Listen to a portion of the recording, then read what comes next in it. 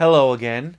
I'm here with another book haul. Now, I'm not even sure how I'm going to organize my book hauls for this month for my June book hauls because originally I didn't have that many books. But then something happened in the last week, actually. Is first I found a new used bookstore, which is what I'm going to cover these from. And I also went back to Second and Charles and found a whole bunch of books as well. So what wound up happening is I have a pretty big horror book haul that I couldn't really do in one video. So for all your fans of horror books, you're going to find a bunch here. So the first ones I'm going to cover here are the books I got at this new used bookstore that I found. You're going to find a couple of interesting books, especially some Paperback from Hell type books. If you don't know what that is, those are basically books between the 70s and 90s. All of these books are between the 70s and 90s. A lot of them are pulpy books, Zebra and other different companies that created books in that area. And when I went to this bookstore and found a whole bunch, I was kind of surprised. Usually I go into a thrift store or a Second and Charles or something like that and pretty much buy the inventory of what they have because they usually don't have that many. This bookstore, I couldn't do that because they had a lot. So I probably will go back there again, but right now I have so many horror books that I picked up, I don't know what I'm going to do. But let's just get into it and me stop babbling. So these are the books I picked up at this new used bookstore that I found. And let's just get into it. First one is Hindsight. Let's see, let me read this to you. Little Cindy Ann knew things no one else knew, saw things no one else saw. Ever since she nearly died of fever, the gift of second sight has been hers. Only it didn't seem like such a gift when the older children called her a witch and wouldn't play with her, or when her visions resembled nothing so much as her worst nightmares. Death undying. Then her older brother disappeared in the vicinity of an old tobacco barn, and Cindy's visions began to burn with a bloodthirsty, relentless hatred. What horrors lay buried in the cold earth of the barn, and how could one innocent little girl hope to fight the terrifying evil, an evil that has taken her brother, and that would now turn on the only witness to its monstrous, merciless crimes, Cindy herself. Hindsight. So that's the first one. Next one is a book from the 70s. It is Smart as the Devil.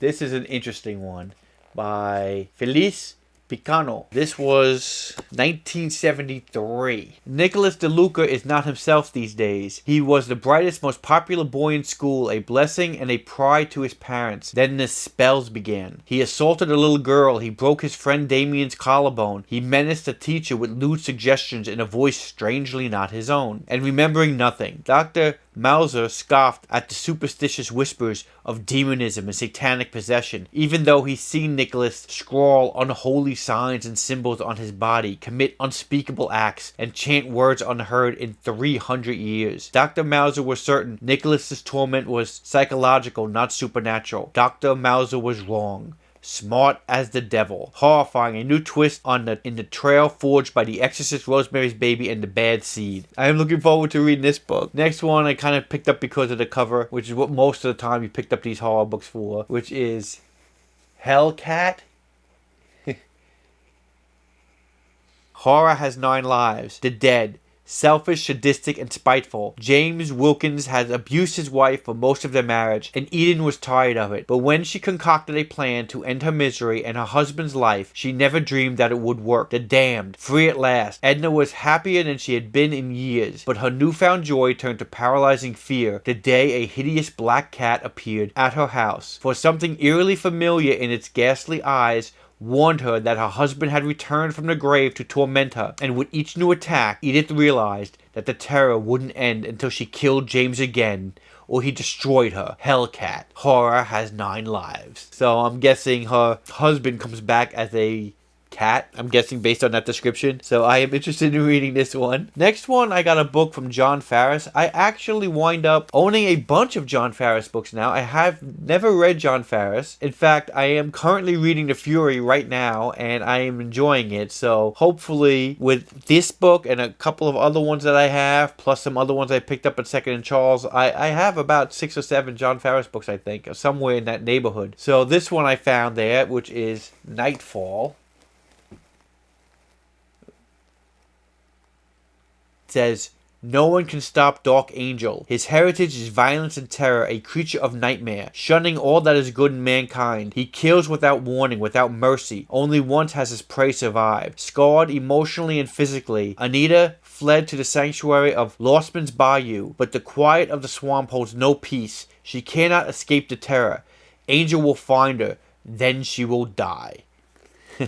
The next book is not a horror book. It is written by Stephen King, but it is one of the books I don't have in my collection, trying to fill my Stephen King collection of books and books I haven't read. And it is The Eyes of the Dragon, which I believe is a prequel to the Dark Tower series. At least it seems like that from the synopsis. So I haven't actually read it.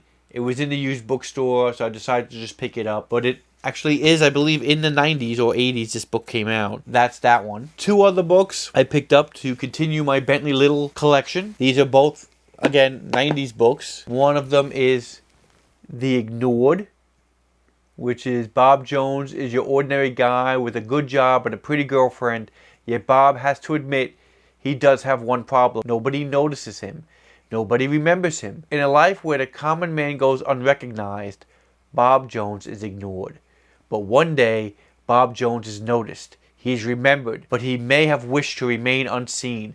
For what the stranger who calls himself Philip has in mind is something horrific, something dreadful. He has revenge on his mind.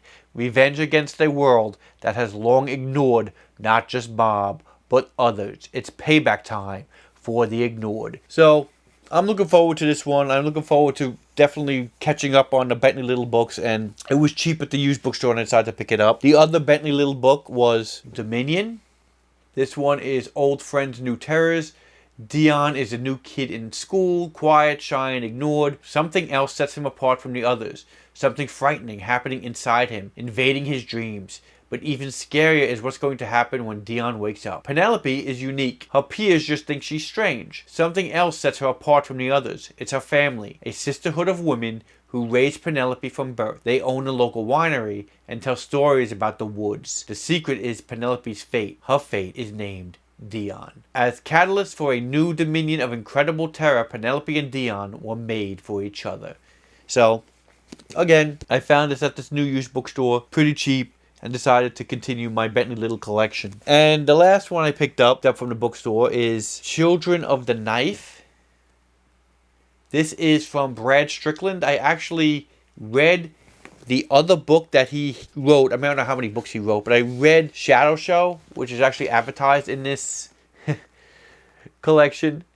I actually read Shadow Show back when it first got printed. I literally just picked this based on the author. A couple of these I picked based on the author since I knew some of these authors. This story is Fritz and Beth Engstrom wanted to know what has happened to their child whom the clinic pronounced dead, for Beth was sure she still lived.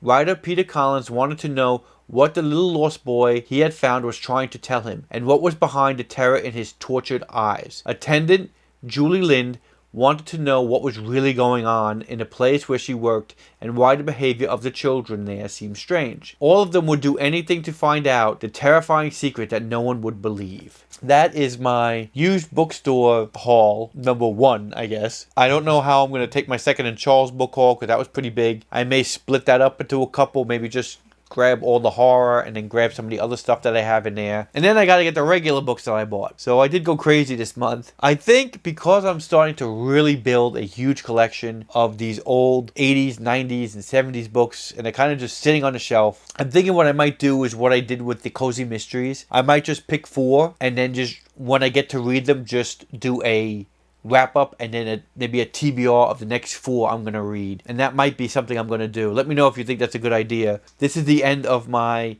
first book haul for the month of June. And there will be multiple after this. Thanks again for watching, and I hope to see you soon. Bye.